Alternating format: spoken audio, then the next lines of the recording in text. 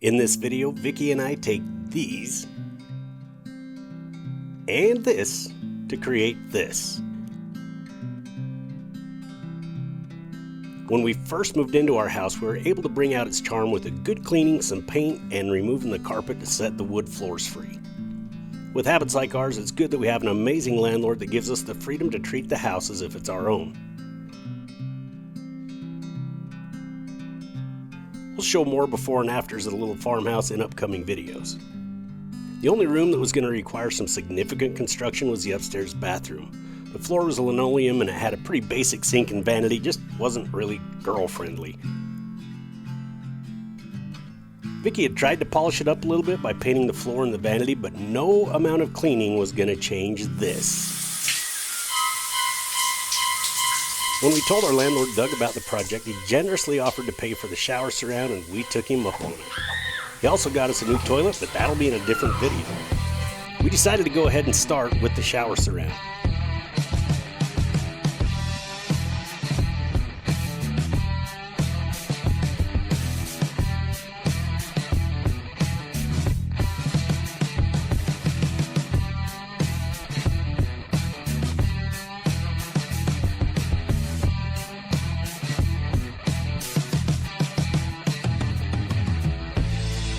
The walls are plaster over button board, and I started trying to remove it with an oscillating saw, but the blades were no match for the abrasive plaster. I was able to tell what was behind the wall, so I sacrificed a circular saw blade to cut the long runs and remove the plaster and button board. This is a block home, so I had to meticulously knock the plaster off the exterior wall, being careful not to damage the block. Plaster is messy business, and despite our attempts at dust control, there was a lot of cleaning up to do. With the bathroom clean and the walls down to the studs, it was time to enamel the tub. The exterior of the tub was still in pretty good shape, so we masked along a contour to help camouflage the transition of the two colors and sheens. Because of the fumes and tight quarters, I didn't film any of Vicky doing this, but there is a bunch of videos out there that'll show you how. We used the Rust-Oleum brand enamel. Putting a new construction shower in a 70-year-old home has its challenges. If you try this, patience, finesse, and creativity will serve you well. I dry fit the pieces no less than 5 times, making sure the fit was correct before I glued them up. We installed the back panel first. To avoid marring the newly enameled tub, we improvised a cargo bar to hold it in place while the adhesive dried. And we utilized both of our cargo bars to support the front and back. We didn't capture it on film, but we did fill the gap around the mounting tab of the surround with 5/8 Greenboard Drywall. This did create some crazy uneven areas that Vicky expertly smoothed in to be pretty much undetectable. With the surround in, it was time to move on to the plumbing. Now, just because my butt crack is often on display, I am no plumber. This was very intimidating. If you're a real plumber, you probably want to look away. I started by replacing the old galvanized pipe with PEX. This created a challenge because the fixtures somewhat relied on the supply lines for support. I wound up making this cross member to hold it all in place, but I came up with a much better option for the sink, so keep watching. Now it's time to move to the vanity side of the bathroom. Vicky's design involves moving the light fixtures outward and relocating the outlet to accommodate a bigger mirror.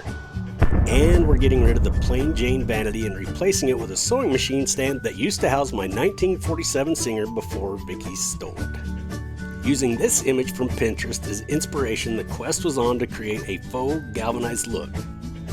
One of the biggest challenges was decorative lines on the front of the stand, but sometimes you just have to look at a problem in 360. As we were pulling this over here, I had an epiphany.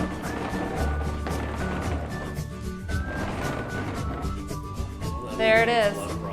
Yeah, so we'll just put this side out so it has that straight line that I want. It has the straight lines on the sides, has the same legs, so it's perfect. So to create the rounded lip on the stand, I sanded it flat and nailed 2 pieces of quarter-round trim on the edge.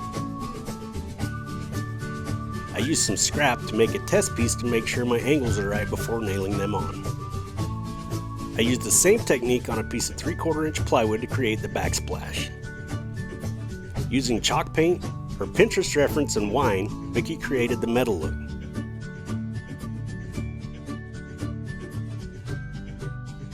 don't worry, she didn't drink the chalk paint.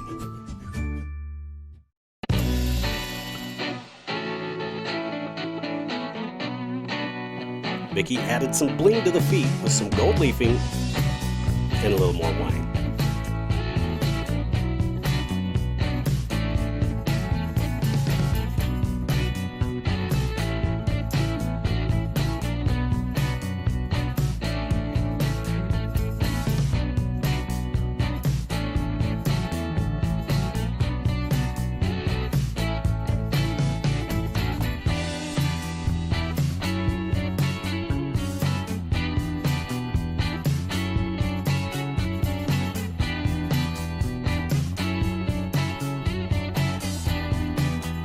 Then it was time to remove the old vanity.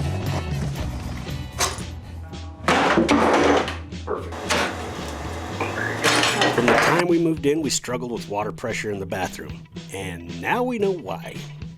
After the vanity was out, I opened the wall for the new plumbing and electrical.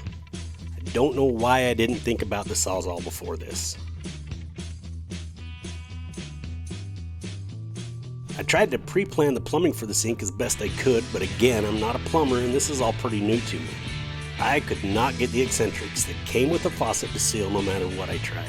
I quit trying to think like a plumber and relied on my instincts to turn some brass nipples into a bulkhead, so to speak, that would make a rock-solid connection to the 3/4 inch plywood backsplash. To do this, I used 3/4 inch brass nipples, threaded rings from an electrical box connection, and some 1/4 inch plywood spacers that I made.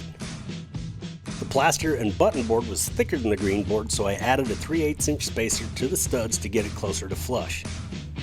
You don't have to use Greenboard in this section of the bathroom, but we had plenty left over from the shower, so we just used it up, and the added protection won't hurt a thing. I used old work electrical boxes for the lights, outlet, and the light switch so I could get the exact look Vicky was going for. After the drywall was in, Vicky layered on the mud like only she can. In between the mudding and the plumbing, we had to deal with the void that the old vanity left. Obviously, the right thing to do would have been to remove the old layers of flooring, but we're on a tight budget, so I made up most of the void with a piece of 1/4 inch plywood and covered that with a waterproof floor leveling compound. Then Vicky primed it and began the painstaking process of matching her previous floor art. If you'd like to see a step-by-step video on Vicky's floor painting, leave a comment below. You wouldn't think that this would hold up, but she did the same thing on our kitchen floor over a year ago, and to my amazement, it's holding up just fine. It's one of the more heavy traffic areas of the whole home.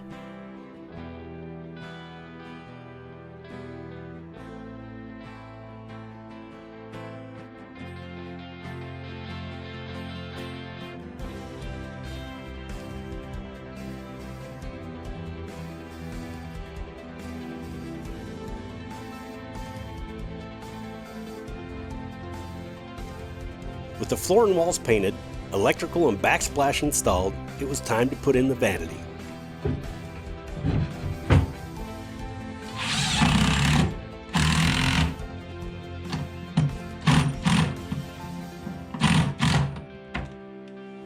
Followed by the sink. And that's where progress came to a halt. And I learned a valuable lesson about plumbing. While I was trying to remove the extension that was on the drain stub out, it literally came off in my hand. And after a couple of hours of trying to clean the threads, the rest of the drain fell down inside the freshly patched wall. The moral to this story: never assume that the plumbing is good, especially in an older home. The good news is our bedroom closet is on the opposite side of the wall, and I was going to make an access for the faucet plumbing there, just not right now. Vicky said it was the universe forcing me to do it now, or I would have never gotten around to it, and she's probably right. After another round of demolition and a trip to the hardware store, I got the parts to replace the drain.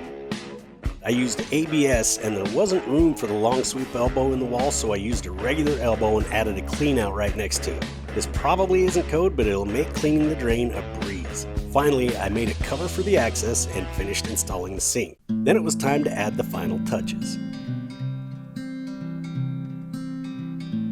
This was a wildly satisfying project. As Vicky described her vision to me, I couldn't really see it, but after it all came together, it absolutely took my breath away. Vicky set herself a budget for $1,000 to get the bathroom done. She's convinced that she stayed on budget, but she and I might have a slight difference of opinion on what a budget is. Until I go through all the receipts, I won't know for sure, but I'm thinking we're about $500 over budget. Mostly due to ancillary plumbing issues we ran into and major sticker shock when it came to the PEX fittings. Either way, Vicky's incredible skill and imagination took this bathroom out of the trailer park and into the palace. If there's anything about the project you'd like us to go into more detail on, please let us know. We'd love suggestions on what direction to take this channel. We're truly grateful that you watched this video, and please subscribe to the Sagebrush Soul channel.